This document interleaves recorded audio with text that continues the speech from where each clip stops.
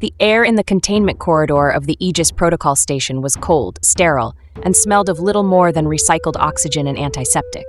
It was a scent Bo was still getting used to, a stark departure from the rich, loamy aroma of his hydroponics bay. Here, kneeling on the polished permacrete floor, the humming of the life support system seemed louder, more oppressive. Before him, set into a wall of gleaming white and brushed metal, was the reinforced plasteel window of containment cell B-17, and inside there was her. Specimen 734. That was the official designation, but Bo had seen the archived files, the single degraded image from her ruined world. Her name was Elenre. She was magnificent and terrible all at once, a creature of raw, coiled power. She rested on all fours, a posture that was less submission and more the crouch of a predator, conserving its energy. Her skin was a deep, startling crimson that seemed to absorb the cell's flat, white light. A mane of straight, midnight black hair fell over her shoulders, framing a face of sharp, intelligent angles. From atop her head rose a pair of tall, pointed, fox-like ears, the same vivid crimson as her skin, twitching minutely at the corridor's ambient hum. A long, lush tail of the same color, tipped in a splash of pure white, rested on the floor behind her, a study in deceptive stillness. Her powerful form was clad in a form-fitting suit of silver and gold, a stark, metallic counterpoint to her organic vitality. But it was her eyes that held him. They were large, almond-shaped, and the color of molten gold, and they were fixed on him with an unnerving, unblinking intensity. The station's orientation briefing had been clear. The specimen was the last of her kind, a Varkin, a species legendary for their strength and ferocity. She was also, they said, lethally toxic. The legend, passed down from the terrified First Contact team, was that she would kill anyone who fed her, a bizarre, biologically ingrained defense mechanism. Any act of direct offering was met with a swift, horrifying death.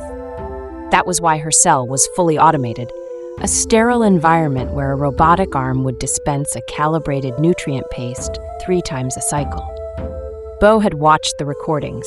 He saw her ignore the gray, lifeless slurry.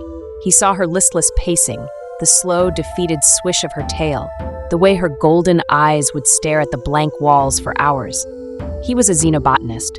His entire life was dedicated to the principle of cultivation, of nurturing life. To see this powerful living being treated like a piece of hazardous equipment, slowly wasting away from what he could only diagnose as a profound starvation of the soul, was an offense to his very core. His heart hammered against his ribs, a frantic drumbeat in the corridor's oppressive silence. This was a violation of at least a dozen coalition quarantine protocols, an act that could get him spaced if he was caught.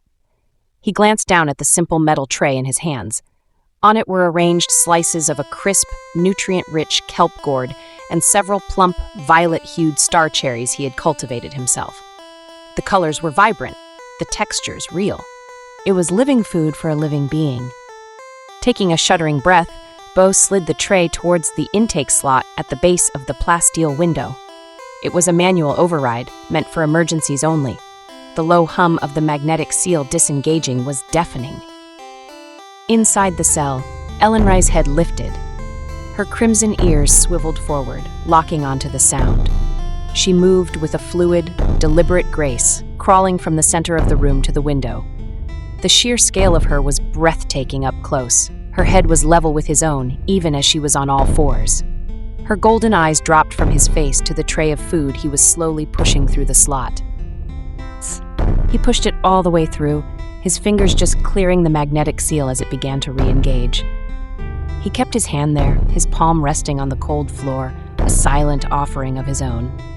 Elenre looked at the food, then back at him. A low, almost inaudible chuffing sound emanated from her chest. Her nostrils flared, sampling the air. Bo felt a strange, tingling sensation wash over his skin, like a subtle static charge. The warning screamed in his head. This is it, the biological trigger. He braced himself for the searing pain, the cellular breakdown the files had described so clinically. Nothing happened. Her gaze remained locked with his. It was a look of profound, piercing curiosity. Slowly, with a caution that seemed at odds with her immense power, she reached out a large crimson hand. Her fingers were long, tipped with sharp black claws, yet her touch on the tray was surprisingly delicate. She drew it closer, her eyes never leaving his. He could see the faint, shimmering distortion in the air around her head, the pheromonal release the scientists had theorized about. He could feel it on his skin, a strange warmth that settled deep in his bones. But there was no pain, no poison, only a dizzying sense of connection. She picked up a slice of the kelp gourd, her golden eyes watching him as she brought it to her lips and bit into it. The crisp snap echoed faintly through the plasteel. She chewed slowly, thoughtfully. Then she took a star cherry. She ate everything, her movements unhurried, almost reverent. When the tray was empty, she did not retreat. She pushed the clean tray back through the slot, her fingers deliberately brushing against his as he took it. Her skin was warm, smooth, and shockingly real. Bo pulled the tray back, his own hand trembling slightly. Ellen Ray stayed at the window, her palm pressed flat against the transparent barrier. Her expression was no longer just curious. It was something deeper, more complex, a flicker of awe, of recognition, and something else. Something fiercely, startlingly possessive. He had fed the caged giantess who was supposed to kill him, and he was still alive. The legend was wrong, and in that moment, Bo knew he had irrevocably changed the rules of her captivity and his own. The forbidden ritual became the center of Bo's existence. Each cycle, he would cultivate a small, perfect selection of produce, his hands tending the plants with a newfound sense of purpose. He felt as if he were preparing a sacrament. The walk to B-17 was a pilgrimage, the corridor's sterile hum a prelude to the silent communion that awaited him. He learned to read the subtle shifts in her posture. If her tail was still, she was watching. If it swayed slowly, a gentle back-and-forth motion, she was content. Her dependence on him grew with a speed that was both thrilling and terrifying. She no longer paced her cell. Instead, she would wait, crouched near the plasteel window, her golden eyes fixed on the corridor entrance, anticipating his arrival. The moment he came into view, her crimson ears would flick forward, and a low, resonant purr would begin to vibrate from her chest, a sound so deep he could feel it through the soles of his shoes. The automated feeder would dispense its gray paste at the designated time, and she would pointedly ignore it, turning her head away as if insulted, her gaze remaining steadfastly on the corridor where he worked. One cycle, he brought her a moon melon, its pale flesh sweet and juicy. As he slid the plate through, she reached for it, but her fingers bypassed the fruit and closed gently around his wrist. Her grip was firm, a band of warm strength, yet her claws remained carefully retracted. He froze, his breath catching in his throat. The tingling sensation of her pheromones washed over him, stronger this time, like sinking into a warm bath. He could feel the pulse in his own wrist beating a frantic rhythm against her palm. She held him there for a long moment, her golden eyes searching his, a silent conversation passing between them that he felt more than understood. It was a question, an affirmation, a claim. Finally, she released him and took the food. His defiance did not go entirely unnoticed. Dr. Eris Thorne, the station's lead xenobiologist, was a man whose sharp eyes missed little. He was thin, with a perpetually skeptical expression etched onto his face. "Your nutrient yield for the Varkin project is unusually high, botanist," Thorne remarked one afternoon, appearing suddenly beside Bo in the hydroponics bay. Bo's hands stilled over a row of budding star cherries. "I've optimized the light spectrum and mineral wash," he replied, keeping his voice steady. "The specimen has a complex dietary need. I'm just ensuring we have a surplus." Thorne's gaze drifted towards the corridor leading to the containment wing. "Indeed. You seem to take a great personal interest in the specimen's well-being. Commendable. Just remember that Protocol B, subsection 4, strictly forbids any non-automated interaction. The barrier is there for your protection. We wouldn't want any accidents." The veiled threat hung in the air long after Thorne had departed. The encounter left a cold knot in Bo's stomach. The net was tightening. He knew his secret was a fragile thing, a bubble of warmth in the station's cold clinical reality, and Thorne was a man holding a pin. That evening, the weight of Thorne's suspicion pressed down on him as he approached B-17. Ellen Ray was already at the glass, a tangible anxiety in her posture. He could see it in the slight tension of her shoulders, the way her tail was wrapped tightly around her haunches. As he knelt and prepared to offer her the food, she surprised him. She ignored the plate completely. Instead, she pressed her large crimson palm flat against the plasteel, her fingers splayed wide. Her golden eyes were luminous, fixed on his with an unmistakable, desperate intensity. It was a command, a plea. A deep, rumbling purr started in her chest, but this sound was different. It carried a note of longing, a raw vulnerability that struck him to his core. The warmth of her pheromones enveloped him, not with a tingle, but with a profound, almost dizzying sense of peace, of rightness. It felt like coming home.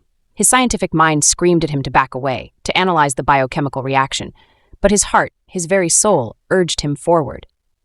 Slowly, as if in a trance, Bo raised his own hand and pressed his palm flat against the cold plasteel, directly opposite hers.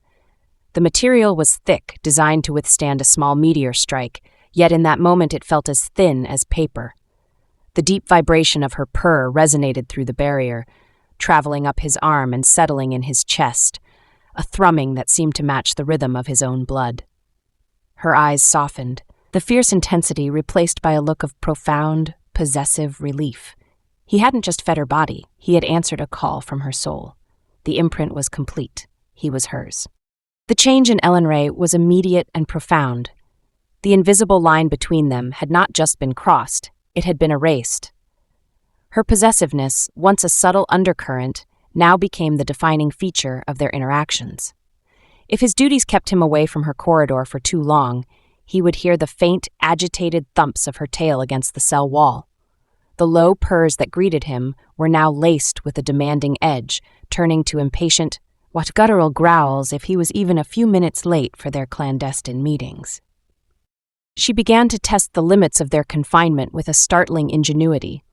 She refused to take the food tray unless his hand was fully inside the slot, forcing him to linger. She would then use her free hand to gently, deliberately trace the lines of his palm with a single sharp claw, never breaking the skin, but sending shivers of mingled fear and pleasure through him. It was a reminder of her power and of her restraint, a restraint she exercised only for him. He started to lose sleep, his dreams filled with the unreal sensation of her warm crimson skin against his, of her golden eyes watching him in the dark. The Coalition's surveillance systems, programmed to detect overt aggression, breaches, strikes, roars, were blind to this subtle, intense language of possession. Her increased activity was logged as erratic behavior consistent with prolonged isolation. They saw a dangerous animal becoming more unstable.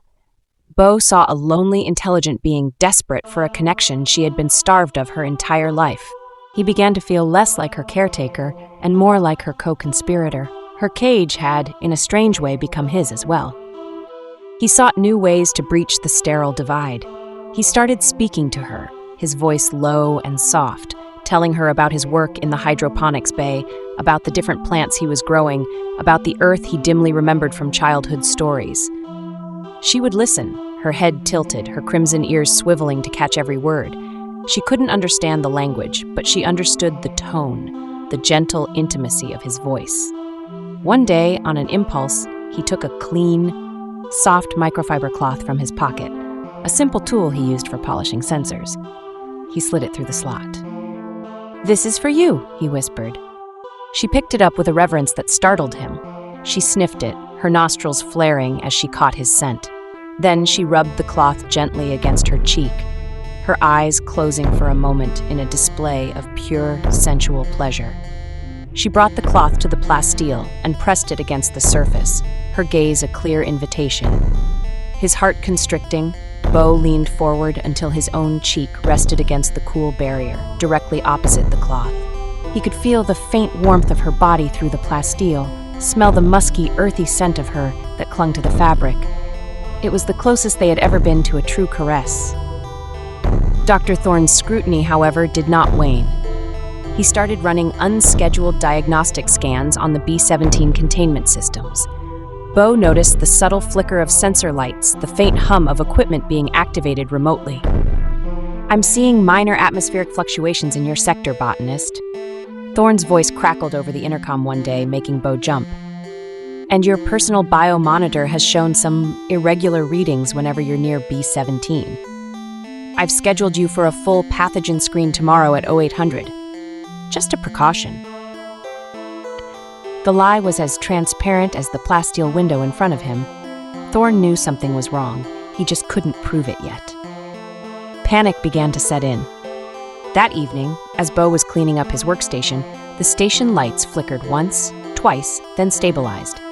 A minor power fluctuation in the station's aging energy grid.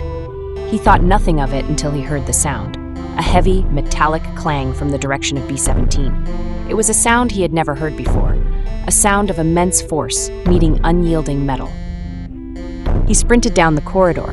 He found Elenray at the containment door, her full, magnificent height on display as she stood on her powerful hind legs, her hands braced against the heavy metal. The power flicker had caused the door's security system to perform an instantaneous diagnostic reboot. For a fraction of a second, the power to the primary magnetic lock fluctuated. It didn't disengage, but she had felt the momentary weakness, the briefest hint of freedom. She wasn't trying to smash it down, she was trying to pry it open, her powerful muscles straining, the silver and gold of her suit gleaming under the harsh corridor lights. She was trying to get out, to get to him. Her wild, golden eyes found his. A desperate, guttural cry tore from her throat. It wasn't a roar of aggression, it was a sound of pure, agonized longing. In that instant, Bo understood. The cage wasn't just holding her in, it was keeping her from the only thing in the universe she now considered hers. Suddenly, the red alert klaxons blared to life. Footsteps pounded down the adjacent corridor. Security. "Elenray, stop!" Bo shouted, his voice hoarse with panic. He pressed himself against the plasteel window, trying to draw her attention. "Get back! They're coming!" Her frenzied efforts ceased. Her head snapped toward him, her chest heaving. She saw the terror in his eyes. With a look of profound reluctance, she dropped back to all fours and retreated to the center of her cell, just as a team of 4 armored guards rounded the corner, rifles raised. They found the door secure, the system logs showing a momentary power surge.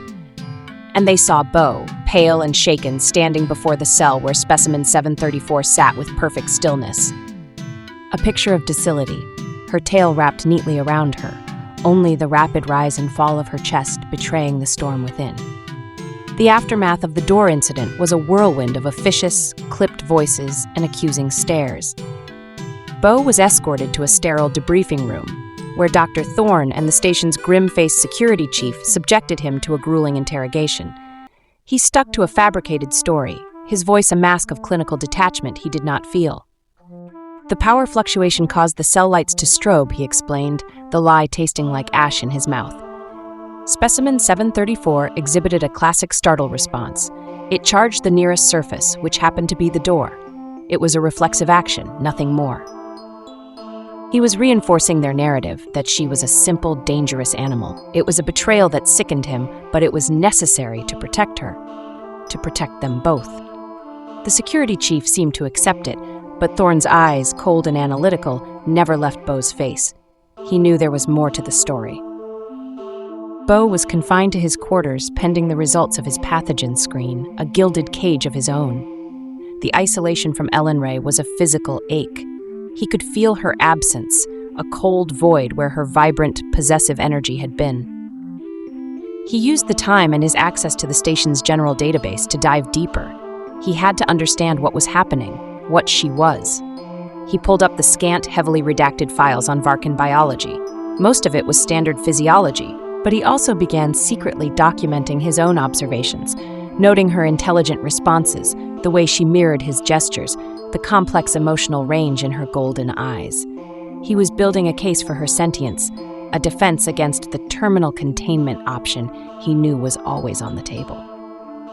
It was during this frantic search, buried deep within a subfile on Varkan biochemistry, that he found it.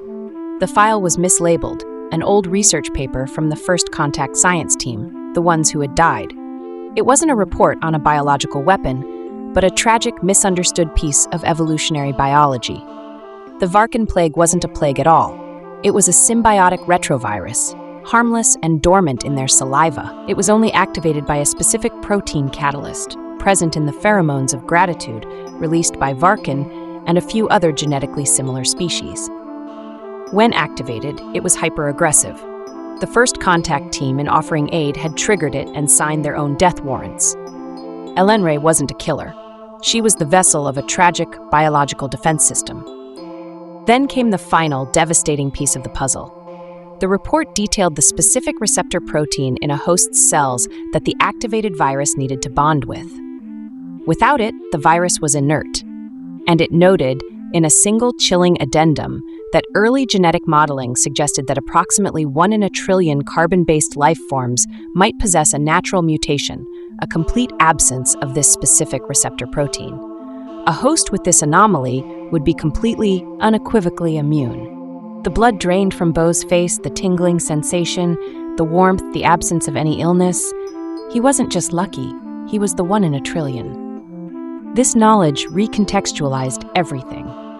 Elenre's imprinting wasn't just psychological. It was a primal biological imperative. For a species on the brink of extinction, a healthy female finding the only known male in the universe with whom she could safely interact and perhaps procreate was not a matter of affection. It was a matter of cosmic significance. Her possessiveness wasn't a whim. It was the desperate foundational drive of a dying race to survive. He wasn't just her friend, her provider, he was her only hope. A sharp buzz from his door comm startled him. It was a security guard. "Dr. Thorne wants to see you. Your pathogen screen came back. He says he found something." Beau's heart turned to ice. Of course. Thorne wouldn't have found a pathogen, but his sophisticated equipment might have detected the dormant virus from her saliva, a biosignature no one could identify. He was closing in. As Beau stood, a wave of terror and fierce resolve washed over him. The lie he had told to protect her had to become a fortress. He was no longer just a botanist. He was the guardian of her secret, the keeper of her future, and the only person in the universe who understood the truth of the caged giantess in cell B17. The game had changed. He wasn't just trying to comfort her anymore. He was going to have to save her. Thorne's office was as sterile and cold as the man himself. He gestured for Beau to sit, his fingers steepled before him on his desk. On a large monitor behind him, a complex molecular model rotated slowly. "Your pathogen screen was negative for all known contagions," Thorne began, his voice flat. "However, my deep-range spectroscope picked up traces of an uncatalogued viral protein in your system. It's inert, but it's there, and its signature appears strongest after your proximity to specimen 734. I believe you are somehow contaminated, or that you have made a discovery you are not sharing." Beau's blood ran cold, but he kept his expression neutral. "I assure you, Doctor, I have followed every protocol," he said, the lie smooth from practice. "Perhaps your equipment is miscalibrated." Thorne's eyes narrowed. "I will be ordering a full biopsy and a spinal fluid extraction. We will get to the bottom of this. You are confined to your quarters until the procedure is scheduled, effective immediately." It was a declaration of war. Beau knew he was running out of time. Back in his small room, the walls felt like they were closing in. He was cut off from Elenre, and Thorne was moving to dissect him like a laboratory specimen. But the doctor had underestimated the bond that had been forged through the plasteel. That night, alone in the silent dark, Beau found himself by the ventilation shaft. It was a long shot, a desperate hope. He tapped a simple, rhythmic pattern against the metal grill, a beat he'd once used to time nutrient cycles. He waited, his breath held, and then he heard it. A faint, deep vibration traveling through the station's ductwork, a low, rumbling purr. She had heard him, she was answering. Their secret conversations became his lifeline. He would tap, and she would respond with thumps of her tail or deep, resonant purrs that vibrated through the metal of his bunk. He hummed her soft melodies, and she would answer with soft, chuffing sounds. It was a language of pure emotion, a thread of connection in the oppressive darkness. In those moments, he realized the depth of his own feelings. It wasn't just sympathy or responsibility anymore. It was a fierce, protective devotion that mirrored her own. He dreamed of her constantly, not as a specimen behind glass, but of her as a living, breathing presence beside him, the scent of her filling his senses, her golden eyes full of a possessive, trusting light. The call came 2 cycles later, a guard at his door. "Thorne's ready for you, let's go." As 2 guards escorted him down the main corridor, They passed the observation area for B-17. Bo instinctively looked towards the window. Ellen Ray was there, pressed against the plasteel, her knuckles white. She saw him, flanked by the guards, their hands gripping his arms. Her golden eyes, which had been soft with longing in his dreams, now blazed with a fire that could melt steel. A growl started in her chest, a low, tectonic rumbling that made the guards flinch. It escalated in seconds into a full-throated, terrifying roar of pure, undiluted rage. The sound was physical, a shockwave that vibrated in Bo's bones and rattled the light fixtures overhead. Her beautiful face contorted into a mask of primal fury. "Specimen is agitated," one of the guards yelled into his comm. Before anyone could react, Ellen Ray launched herself at the containment door. The impact was like a cannon shot, the heavy metal groaning in protest. She slammed her body against it again and again, her roars of fury echoing through the station. Alarms shrieked to life, bathing the corridor in strobing red light. She wasn't just throwing a tantrum. She was trying to tear her way through solid metal to protect him. The bond was not a secret shared between them. It was a force of nature, and it had just been unleashed. The guards staggered back, their faces pale with shock, their training protocols offering no solution for a creature tearing its own high-security door apart. They had only ever seen the listless, compliant creature from the reports. This was a monster from their nightmares. Bo saw the truth with perfect clarity. She would destroy herself or the entire station to get to him. The bond was absolute. It was unbreakable. And it was about to get them both killed. "Ellen Ray!" He shouted her name, his voice cutting through the cacophony. Her frenzied assault paused. Her wild, magnificent head whipped around, her blazing golden eyes finding his through the chaos. The rage in them did not vanish, but it was now tempered by a flicker of pained recognition. She saw him, and for a split second, the station, the guards, the alarms, all ceased to exist. There was only him. The incident sent the Aegis Protocol Station into lockdown. Bo was thrown back into his quarters, now with a permanent guard posted outside his door. The station command was in an uproar. Ellen Ray's unprovoked, extreme aggression was the final nail in her coffin.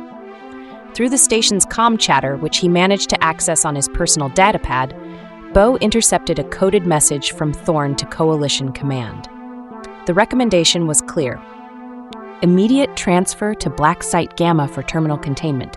Euthanasia. They were going to kill her. A cold, diamond-hard resolve settled in Bo's heart. He was done playing by their rules. He was done lying to protect a system that saw beauty and life as a threat to be managed and, if necessary, extinguished. He was getting her out. His confinement became a strategic advantage. While the guard stood his dull watch outside, Bo transformed his datapad into a key.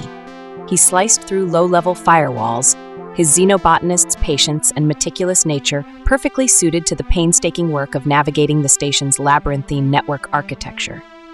He wasn't a master hacker, but he was a desperate man with a singular focus. He mapped security patrols, learned camera blind spots, and studied the station's schematics. He discovered an old, partially decommissioned waste disposal system, a network of conduits that ran from the containment wing to an emergency escape pod bay on the station's outer hull. It was risky, filthy, and their only chance. He had less than 48 hours. His secret conversations with Ellen Ray through the vents took on a new urgency. He couldn't explain the plan, but he could convey his intent. His taps became faster, more insistent. He hummed melodies that were not soothing but stirring, tunes of action and movement. She responded in kind. Her purrs were replaced by low, impatient growls, her thumps against the wall becoming hard, rhythmic impacts. She knew something was about to happen. She was ready. On the final night, with the transfer scheduled for the following cycle, Bo put his plan into motion. He used his datapad to access the environmental controls for his old hydroponics lab. With a few keystrokes, he overloaded the primary irrigation valve for the kelp gourd beds. Gallons of nutrient-rich water began flooding the sector. Alarms blared, a localized crisis that drew security patrols away from his corridor. In the confusion, he worked on his door. He had already disabled the electronic lock. The guard, distracted by the commotion on his comm, barely had time to react as Bo slammed the door open, striking him in the shoulder. The guard stumbled back, and Bo was gone, melting into the service corridors before the man could even raise his sidearm. He moved through the station's metallic guts like a ghost, the schematics he'd memorized glowing in his mind. The air was thick with the smell of ionized air and machine oil. He emerged back into the main corridor near the containment wing. It was eerily silent, the primary security teams all responding to the flood. He reached the control panel for B-17. His hands, usually so steady with delicate seedlings, trembled as he keyed in the override sequence he had stolen from a maintenance subroutine. It was a complex code, a prayer typed in hexadecimal. For a heart-stopping moment, nothing happened. Then, with a low groan of protesting metal, the locks on the heavy containment door began to retract. A hiss of equalizing pressure followed. Inside, Ellen Ray was already on her feet. She had felt the shift in the air, heard the sequence of the locks she had come to know so well. She stood poised, a creature of breathtaking power about to be unleashed. As the heavy door slid sideways, revealing the open corridor beyond, her golden eyes locked onto Bo. A low, triumphant purr rumbled in her chest. She took a single deliberate step out of her prison, the first time her feet had touched a surface other than the floor of her cell in years. She did not bolt, she did not roar. She walked directly to Bo, her gaze never leaving his. He held out his hand, a gesture of absolute trust. She took it, her large, warm crimson fingers wrapping around his, her strength a comforting, possessive weight. She pulled him close to her side, a silent, declarative act. He was with her. Their escape had begun. The station erupted.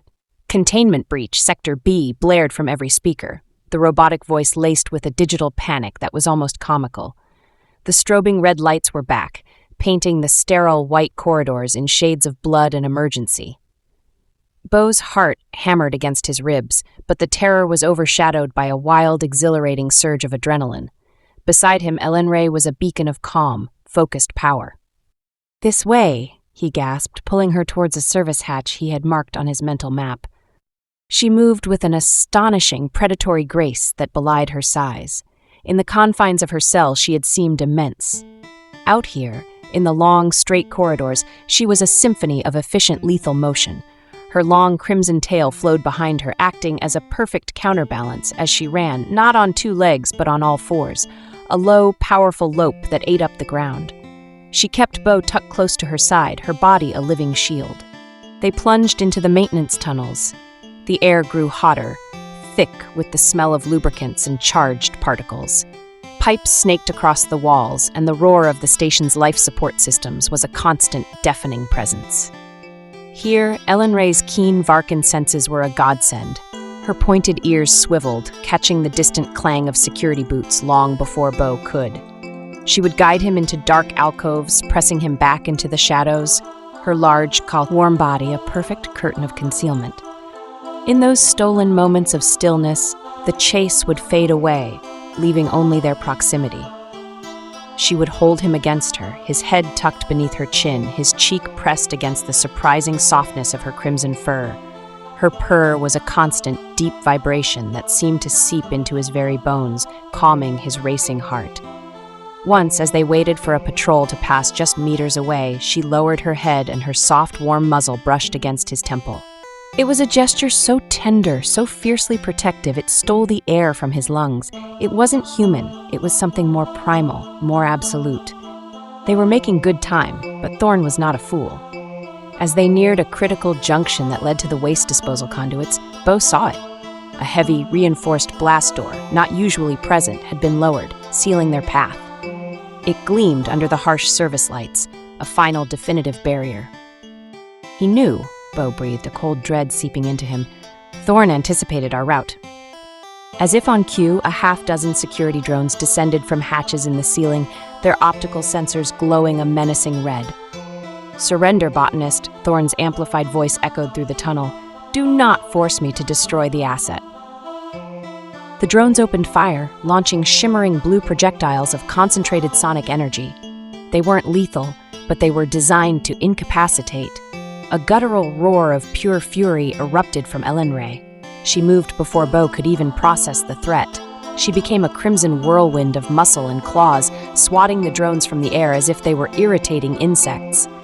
Metal screeched and sparks flew as she tore them apart, her roars echoing in the confined space.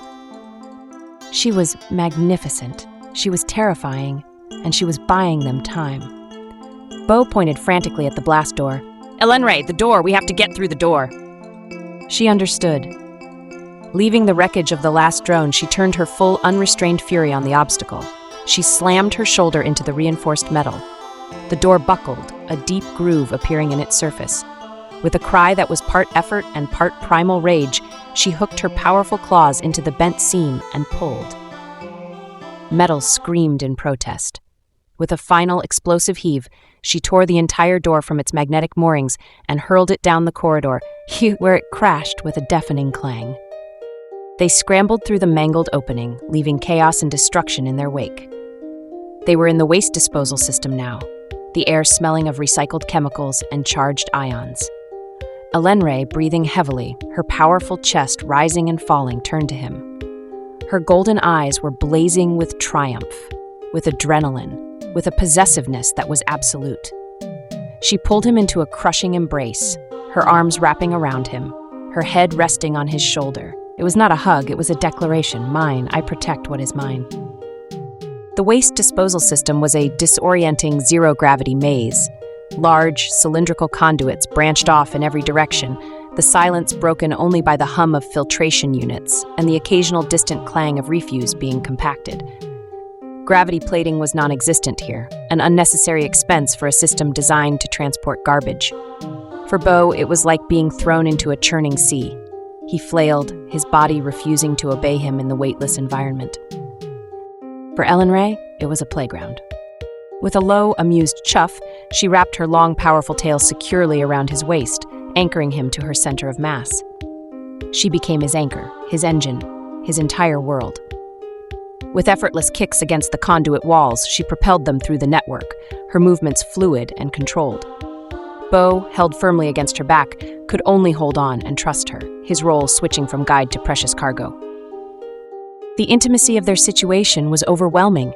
In the weightless, confined space, every point of their bodies seemed to be in contact. His chest was pressed against the warm, firm muscles of her back.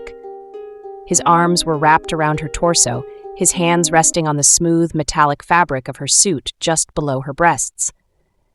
Her tail was a constant, possessive pressure around his waist. He could feel the vibration of her purr, not just with his ears, but with his entire body. A resonant thrum that seemed to sync with his own heartbeat. They drifted through a tight section, forcing her to rotate their bodies. He was now facing her, their limbs tangled together in a zero-G embrace. Her crimson fur, surprisingly soft, brushed against his cheek. He breathed in her scent, a unique, earthy aroma that was wholly hers. Her golden eyes, mere inches from his, held an expression of such fierce, tender concentration that it made his heart ache. This was not a chase anymore. This was a strange, desperate, and beautiful dance. He could feel her warm breath on his lips, a silent invitation in the absolute stillness of the void between worlds. A sudden, high-pitched whine shattered the moment. Red targeting lasers splashed across Elenray's body. "Nowhere left to run, Bo," Thorne's voice, tinny and distorted, crackled from a nearby comm unit. At a cross-junction ahead, Thorne himself was waiting, flanked by 2 heavily armored security guards. They were all magnetized to the conduit wall. Thorne held a large 2-handed weapon, a high-frequency sonic disruptor. "The asset has proven too volatile," Thorne declared, his voice devoid of emotion. "But your immunity is a scientific treasure. Do not make me choose between them." The disruptor fired. It didn't launch a projectile, but a cone of invisible, high-frequency sound. It slammed into Elenray, and she convulsed in midair, a silent scream tearing from her throat as her Varkan ears were assaulted by the unbearable frequency. Her body went rigid, her grip on Bo slackening. He saw the pure agony in her eyes, an agony inflicted because of him. A cold rage, utterly alien to his nature, flooded Bo's veins. He was a botanist, a man of quiet, gentle things. But this creature, this magnificent being who had shown him more tenderness than any human, was being tortured. He would not allow it. He used her convulsing body as a springboard, kicking off with all his might. He shot across the zero-G space, a clumsy human missile aimed directly at Thorne. The move was so unexpected that Thorn barely had time to widen his eyes in surprise. Bo crashed into him, his momentum carrying them both into the wall. The sonic disruptor flew from Thorn's grasp, tumbling end over end into the darkness of the conduit. Bo slammed his fist into Thorn's helmet, cracking the faceplate. He was all flailing limbs and desperate fury. The guards, caught off guard, moved to intercept, but it was too late. Freed from the sonic assault, Ellen Ray let out a roar that shook the very metal of the conduit. She launched herself across the space, a crimson comet of vengeance. She ignored Thorn. She slammed into the two guards, her claws tearing through their armor as if it were paper. She dispatched them with a brutal, terrifying efficiency, then turned her blazing golden eyes back to Bo and the stunned scientist he was grappling with. She reached them in an instant, her large hand closing around Thorn's neck, lifting him effortlessly from the wall. His feet kicked uselessly in the zero-G. "No," Bo yelled, grabbing her arm. "Don't, we need him alive." She looked from the terrified, gasping Thorn to Bo, her expression a mixture of confusion and fury. "He hurt you," she communicated. Not with words, but with the raw, possessive fire in her eyes. It was the simplest, most absolute logic in the universe. "He hurt you," Bo corrected, his hand gently stroking her arm, "and we are better than him. Let him go, please." For a long moment, the universe hung in the balance, weighed in the grip of her hand. Then, slowly, agonizingly, her fingers uncurled. She released Thorn, shoving him contemptuously away. He tumbled back, clutching his throat, his eyes wide with a newfound, profound terror of the creature he had only ever seen as a specimen. Ellen Ray turned her back on him completely, her attention solely on Bo. She pulled him into her arms, a gentle, possessive embrace, her message clear. The threat was neutralized. Her prize was safe. They left Thorn and his incapacitated guards drifting in the conduit. There was no time. The escape pod bay was just ahead. They emerged from the grimy disposal hatch into another sterile white corridor, this one lined with the sleek, ovoid shapes of emergency lifeboats. The main station alarms were still blaring, but here, on the outer hull, the sounds were muted, distant. Bo scrambled to the nearest pod's control panel. His fingers flew across the holographic interface, inputting the launch codes he had memorized. A green light flashed. Access granted. "We did it," he breathed, a giddy sense of disbelief washing over him. The pod door hissed open, revealing a cramped interior with 2 acceleration couches. It was designed for humans, not for a Varkan giantess. Ellen Ray crawled inside, her large frame filling the small space almost completely. She settled on the floor, her back against the far wall, and then looked at him, her golden eyes an unmistakable summons. She patted the space in front of her, between her powerful legs. There was no room for him on the other couch. His place was with her. He entered the pod, the door hissing shut behind them, sealing them in their own private universe. The cacophony of the station alarms vanished, replaced by the soft, gentle hum of the pod's internal systems. He settled in front of her, his back resting against her chest, her legs a warm, protective wall on either side of him. Her arms came around him, her hands resting on his stomach in a gesture of casual, absolute ownership. "Initiating launch sequence," a calm, automated voice announced. Bo felt her take a deep, shuddering breath, her chest rising and falling against his back. He reached up and placed his hands over hers, his fingers lacing with her much larger ones. The tension of the chase, the violence of the fight, all of it melted away, leaving only the profound, overwhelming reality of her presence. He could feel the steady, powerful beat of her heart against his spine. A soft jolt, and then the gentle, persistent pressure of acceleration pressed them back. On the small viewport, the white metal of the Aegis protocol station slid away, replaced by the infinite, star-dusted blackness of space. They were free. In the silence of the tiny pod, adrift in the vast emptiness, a new kind of intensity began to build. The air grew thick, charged with unspoken emotions. Ellen Ray's purr started again, a low, deep thrum that was no longer about comfort, but about contentment, about possession. She tightened her grip around him, pulling him deeper into her embrace. She lowered her head, her mane of black hair tickling his neck. Her warm breath ghosted over his ear. He felt the gentle touch of her lips against his skin, a soft exploratory kiss just below his jaw. A shiver traced its way down his spine. It was not the touch of a human, but it was unmistakably a kiss, an act of intimate claim. She did it again, more boldly this time, her lips tracing a warm path up to his earlobe, which she nipped with a playful gentleness that sent a bolt of pure electricity through him. His own breath hitched. He turned his head and his face was inches from hers. Her golden eyes were dark, luminous pools, the pupils dilated with an emotion he now recognized as raw, undisguised desire. She had fought for him, protected him, and now in the safety of their sanctuary, she was claiming her reward. She leaned in, her gaze locked with his, giving him a silent final chance to pull away. He did not. He leaned forward, closing the small distance between them. Their lips met. The kiss was strange and wonderful. Her lips were softer than he had imagined, and the faint taste of the star cherries he had fed her still lingered. It was a kiss of searing intensity, a confirmation of the bond that had been forged in defiance of every law, both human and natural. It was a kiss that sealed their fate, not as keeper and specimen, but as equals, as partners, alone together against the galaxy. The automated systems of the pod charted a course for the nearest independent system, but for the two beings inside, they had already arrived at their destination. The journey to the Outer Rim trade hub of Port Venture took 3 cycles. For Bo and Ellen Ray, sealed within the confines of the escape pod, it was a timeless eternity. The universe shrank until it contained only the two of them. They learned each other not through words, but through touch, through scent, through the shared rhythm of their breathing in the small, dark space. He learned the textures of her skin, the surprising softness of the crimson fur on her forearms, the smooth, warm expanse of her back. She learned the exact pressure of his touch that could make him gasp, the way his pulse would quicken when she traced the lines of his face with a single, gentle claw. The cramped quarters forced an intimacy that was both overwhelming and profoundly natural. They slept tangled together, his smaller form held securely in her embrace, a bastion of warmth against the cold of the void. The raw, primal desire of their first kiss blossomed into a deep, sensual exploration, a silent language of possession and surrender that needed no translation.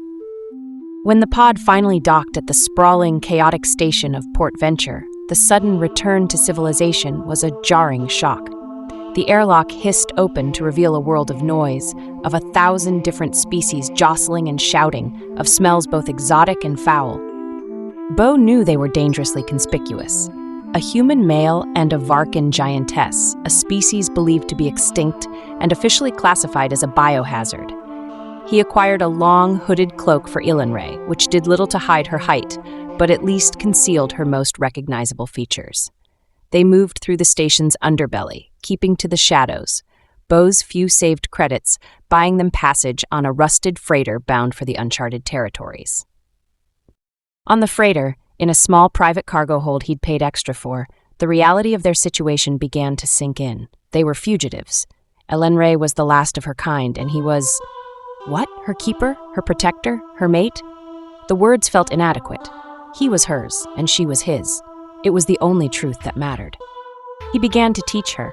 He started with simple things, using his datapad to show her images and speak the names. Star, ship, food, water. Her mind was incredibly sharp. She absorbed the information with an astonishing speed, her golden eyes bright with intelligence and a thirst for knowledge. Her own language was a complex series of purrs, clicks, and chuffs, and he began to learn its nuances, recognizing the tones of questioning, of contentment, of warning. One cycle, as they sat together in the dim light of the cargo hold, she pointed a crimson finger at herself. "Ellen Ray," she said, her voice a low, melodic rumble, the first time he had heard her speak her own name. He smiled, his heart swelling. He pointed to his own chest. "Bo?" She tested the name on her tongue. "Bo," she repeated, the sound soft, possessive. She then reached out, her hand gently cupping his face. She looked into his eyes, her own gaze full of a fierce, unwavering certainty. "My Bo." It was in the uncharted territories, on a small, nameless moon with breathable air and fields of strange, glowing flora, that he finally understood the full weight of what he had done. Ellen Ray was thriving. Away from the sterile confines of her cell, she blossomed. She would run through the fields, her powerful form a crimson streak against the alien landscape, her tail held high, a picture of joyous freedom. He watched her one evening as she stood on a ridge, silhouetted against the light of a rising nebula. She was not a specimen, she was not a monster or a weapon. She was the last ember of a magnificent fire, and he, through a simple act of compassion and an accident of his own biology, had fanned it back to life.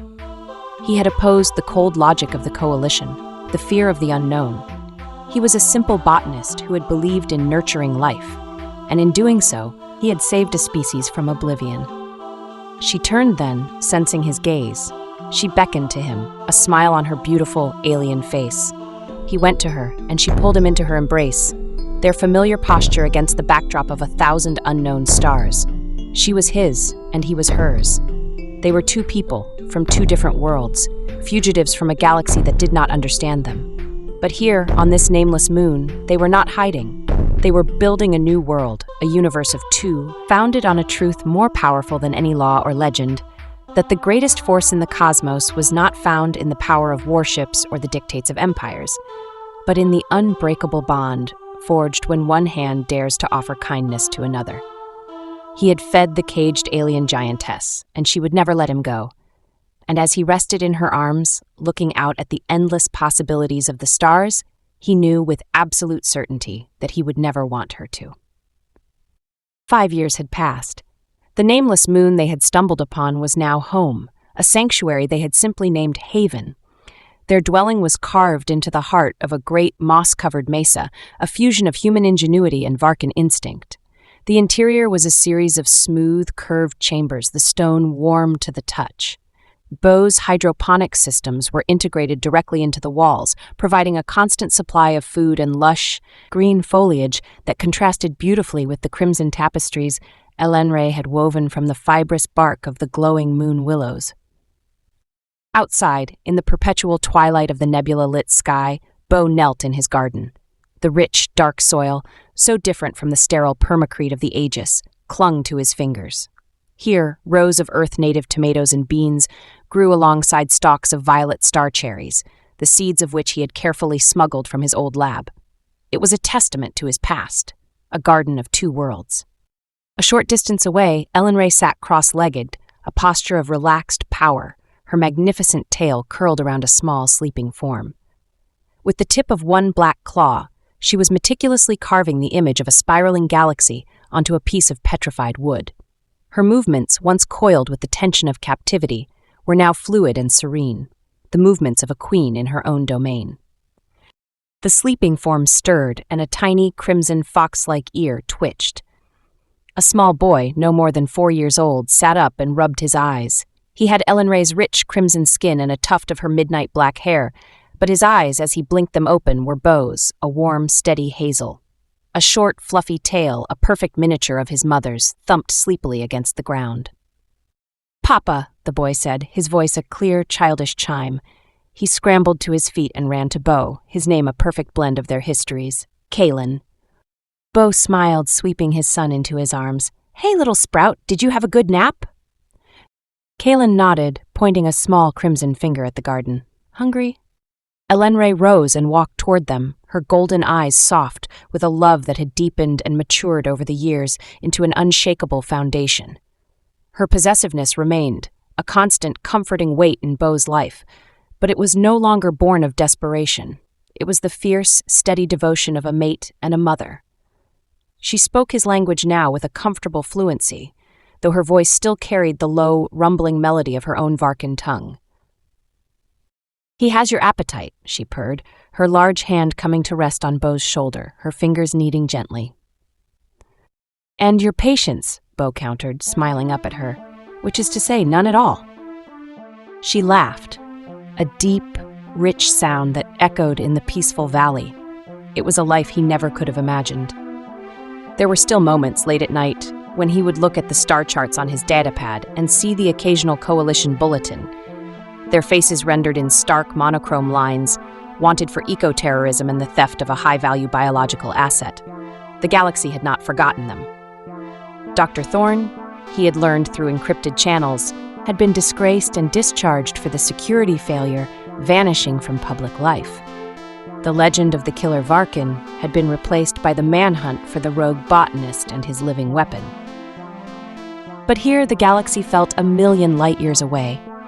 Here there was only the hum of the wind through the glowing flora, the scent of rich soil, and the warmth of his family.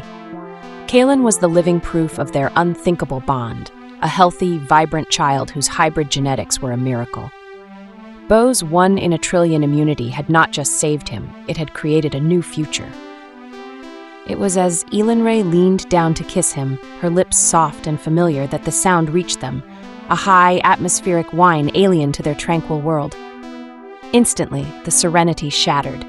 Elanray straightened, her body becoming a rigid wall of muscle.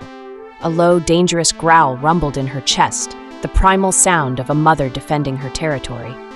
She swept Kalen up with one arm, pushing him gently behind her, while her other hand rested on Bo's chest, ready to shove him to safety. Her golden eyes, now blazing with their old fierce fire, scanned the sky. A ship was descending. It wasn't a coalition dreadnought, but a small, sleek science vessel, its lines unfamiliar. It landed softly in the center of the valley, its engines powering down with a final, soft sigh. Tension hung thick and heavy in the air. The ship's ramp lowered with a quiet hiss. A single figure emerged, silhouetted against the vessel's interior light. The figure was human, slightly stooped with age, and walked with a hesitant, unsteady gait. As he stepped into the twilight, his features became clear. Bo's breath caught in his throat. It was Eris Thorn. He looked a decade older than his 5 years of exile. His hair was gray, his face deeply lined with what looked like regret. He was unarmed, holding only a datapad which he held out before him like an offering. Elanray's growl deepened into a lethal snarl. "Thorn," she spat, the name and epithet on her tongue. "Wait," Bo said, placing a calming hand on her arm. He felt the trembling rage in her muscles, but she did not shrug him off. "I'm not here to take you back," Thorn called out, his voice hoarse, stripped of its old arrogance. "It took me years to find you. The escape pod's transponder went dead, but I had its last projected trajectory. I've spent the last 4 years jumping from moon to moon, scanning for a specific biosignature. Yours. This place, your garden, it registered on my deep-range scans. A patch of Earth-native flora and an unknown Varkin hybrid. It had to be you. I'm here to warn you. To ask for your help." He stopped a safe distance away. "After you escaped, I dedicated my life to understanding my failure. I analyzed the data you left behind, the biosignatures from your system. I finally understood. Your immunity, it wasn't just a shield, it was a key." Thorn's eyes flickered to Kalen, who peeked out from behind Elanray's leg. A look of pure, scientific awe crossed the old man's face. "The Coalition," Thorn continued, his voice trembling slightly. "They managed to synthesize the dormant virus. They believe they can target the activation protein, turn it into the ultimate biological weapon. They're going to unleash it. But I know the truth. The key to a universal counteragent, to rendering it inert forever, isn't in the virus. It's in the bond. It's in his genetics." He gestured with the datapad towards Kalen. "Your son, he isn't the last hope for the Varkin. He's the last hope for everyone." Silence descended upon the valley. Bo looked at the terrified old man, then at his son, who was watching with wide, innocent hazel eyes. He looked up at Elanray. Her fury had subsided, replaced by a dawning, fierce understanding. Her gaze met his, and in that silent look, a universe of conversation passed between them. Their life of hiding was over. The galaxy they had fled from now needed the very thing their love had created. Elanray knelt, bringing herself face to face with Kalen. "Your father and I have to go on a journey," she said softly, her voice full of a gentle strength. "And we need you to be very brave." Then she rose, her full, magnificent height seeming to command the very sky above. She took Bo's hand, her grip firm and resolute. They were no longer fugitives, they were a family, and their sanctuary had just become the entire galaxy. Together they turned to face the ship, ready to write the next chapter of their story, not as an escape, but as a return.